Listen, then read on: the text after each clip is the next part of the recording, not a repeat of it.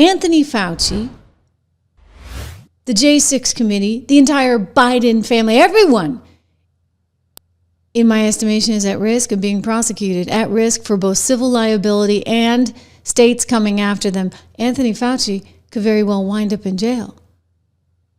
If it turns out that he lied under oath, which it certainly seems that way when you look at some of the emails and some of the funding that was going from the NIH over to some murky other institution, which was then giving the money to the Wuhan lab. I mean, it certainly appears that there are some questions that need to be answered. And so by pardoning Anthony Fauci, he should be able to give the absolute and utter truth on everything should somebody want to do an investigation.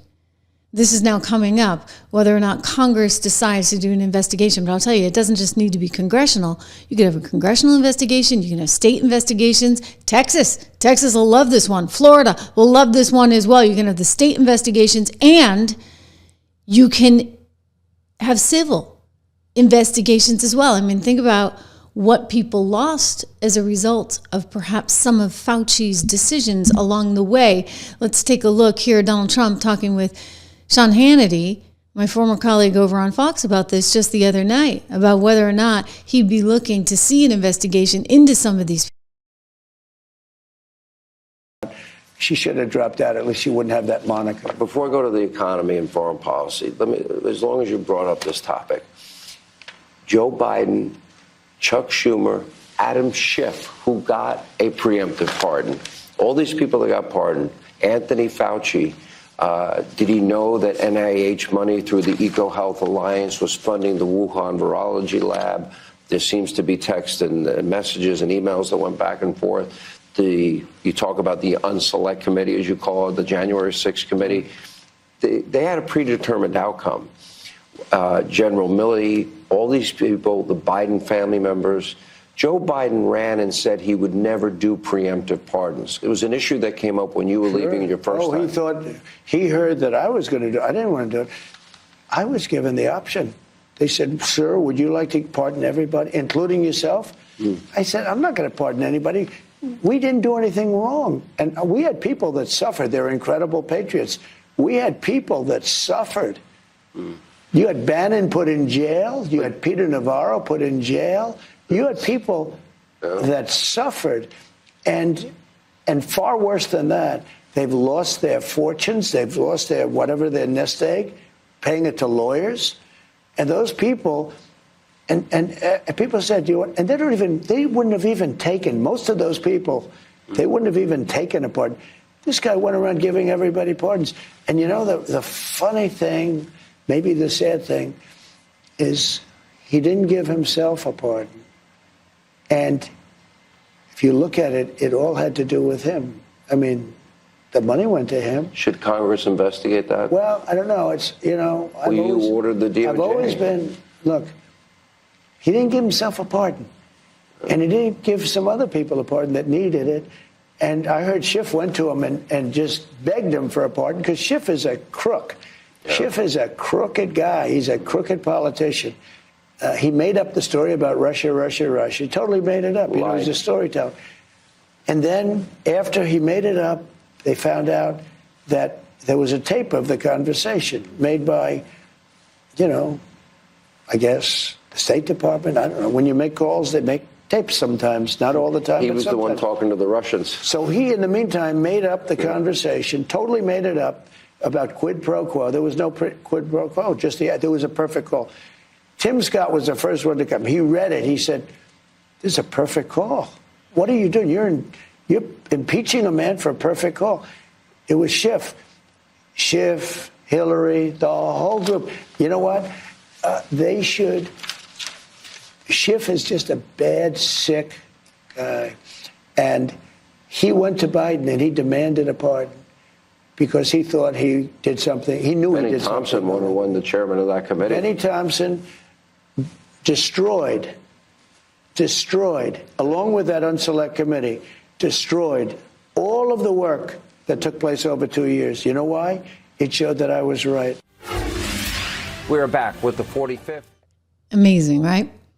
So Should Congress be investigating this? I'm just going to go on a limb and say yes, yes, yes, yes, and yes again. And you know why they need to investigate it? Because we can't have this kind of thing happening. We can't have people profiting illegally off of their parents' positions in government, which is apparently what Hunter Biden was quite willing to do. Don't forget, everyone, all right? The gun charges aside, remember the judge who said, wait a second, I can't sign off on this. He was willing to plead guilty on the gun charge so long as they would never go after him on all this other stuff, which was none other than the foreign lobbying that he was doing while not being registered as a foreign lobbyist.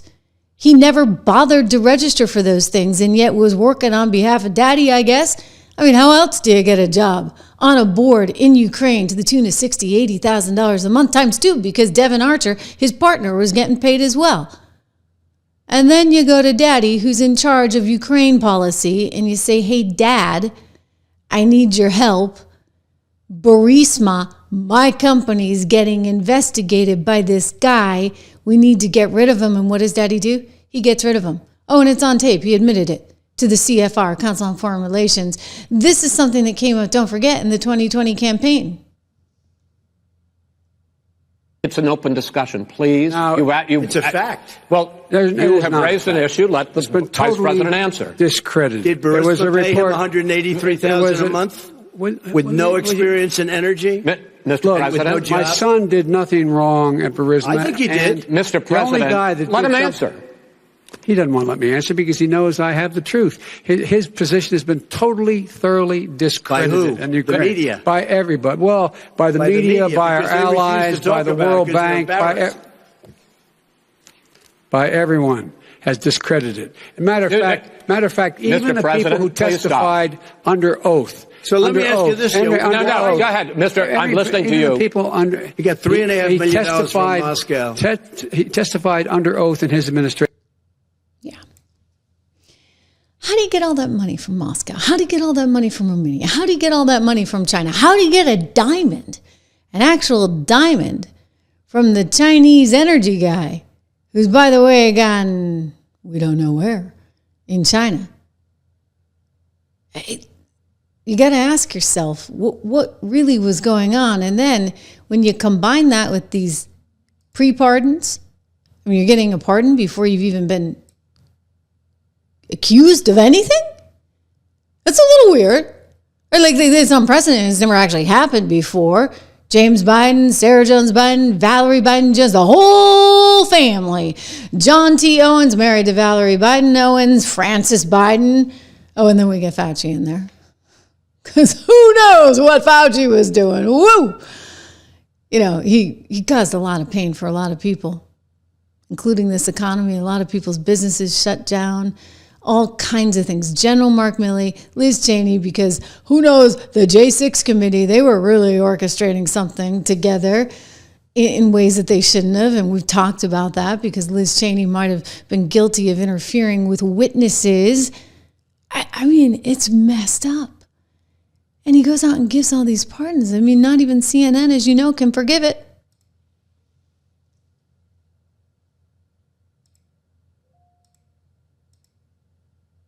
It's just unseemly. If you're going to do it, have the courage to do it in the light of day and explain it to the American people. It's a stain on his legacy to do it like this. You better believe it is. And it makes me wonder just exactly what was going on.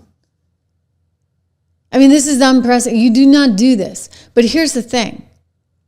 All of those people that got those pardons, if they decide to do a congressional investigation, if they decide to have a civil case brought against them, if they decide to have state cases brought against them, hey, Texas, Florida, right? Then these people have to testify. They can't plead the fifth. They have to come forward. And just to be very clear, the pardon, I sound like Letitia James because this is her line, the pardon that the president is giving on the federal level has nothing to do with the state. So in Letitia James's case, right, she's trying to argue she can move forward with her case because it's a state case and thus the presidential part. I mean, it's a little more complicated because you get the Supreme Court in there, et cetera.